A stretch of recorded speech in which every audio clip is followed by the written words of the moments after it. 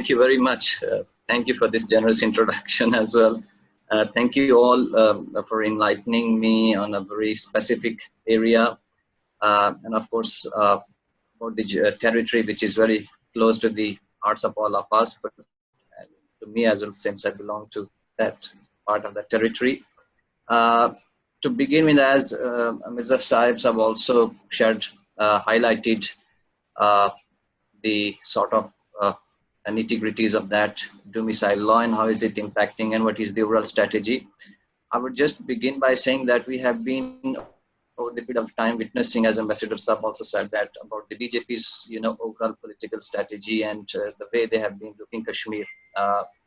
One of the idea that we've been discussing and we have observed over the period of the time is that it was, of course, August 5th auction was a part of action was a part of a sort of a larger comprehensive strategy. They, according to them, what they envisaged, it was not only stripping of Kashmir from autonomy, but also further complicating the issue, and then trying to create so many alternate narratives around the resistance movement. And then there was an idea of also that targeting the areas like particularly AJK, in particularly their own narrative, just to divert the attention and to further create and complicate the issue.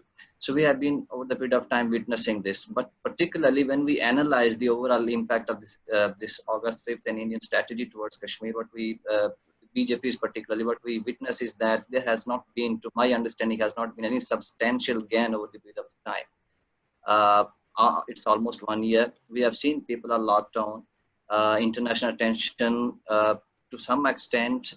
If we see that have come back, again, I must say, people, international audience, people, writers, journalists, scholars have once again chosen to write on Kashmir, sort of had debates on Kashmir. And so we again, I guess BJP with this BJP's action, we saw sort of resurgence of Kashmir issue, particularly debate around it across the globe in many ways. Within India, we have also seen that those who were the civil society activists of India, those who have been speaking about Kashmiri civil or political rights, we have seen that their spaces have also been shrunken and there has not been any substantial resistance, or I must say, those who have been standing for their democratic ideals that have been badly defeated by their own BJP government. We've also seen within India that in the August 5th action, we have seen that there also have been CAA and other laws. We have seen that BJP has been doing a lot to gain political clout around his political agenda by complicated Kashmir, by complicated other issues, by diverting the attention of from the major dispute to the other areas. But to my understanding and knowledge, it didn't work. From AJK perspective, from where I belong, we see the overall thing is, of course, it's something which is unacceptable to the people of Jammu and Kashmir. It's a direct assault on their identity.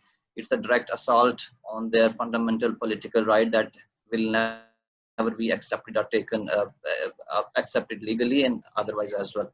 One of the things I must say that, of course, the idea was not only first was to divide people.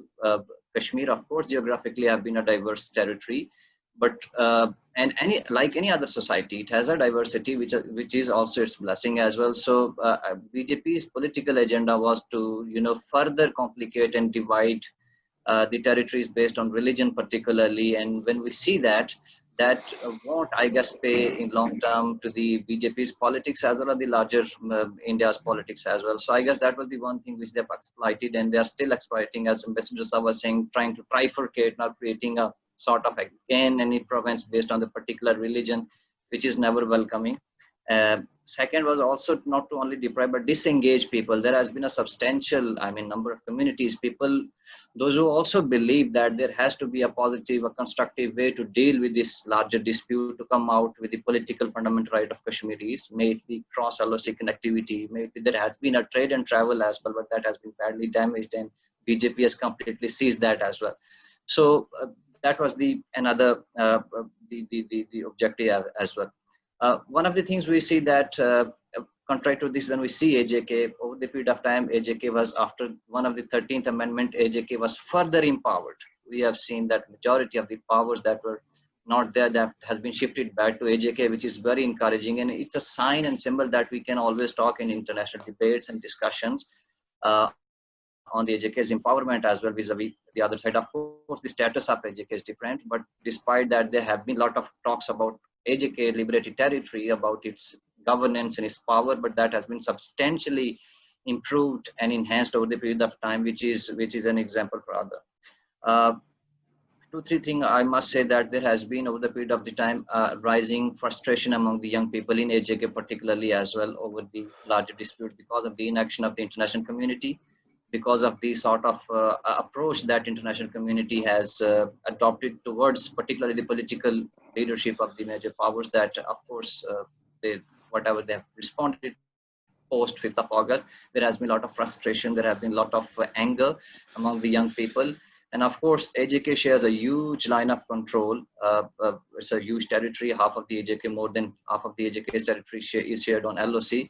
And of course, if we see the larger picture and larger implication of it, it won't be having any productive and positive impact on the larger regional peace and stability in long term as well. Just coming back to the way forward, I must say two, three things. I mean, this was the we all know that this was for the first time the pro-Indian political leaders were also put behind the bars. I mean, this was one thing where we can always look towards, though there has been a lot of political debates, but I guess there has to be effort in future about a sort of a political consensus within the political leadership. Of course, there are many now commonalities where there are many areas where we can they can always talk to each other, and they at least on identity and restoration of their fundamental political rights, they can always create a wider debate within Kashmir to strengthen their voice.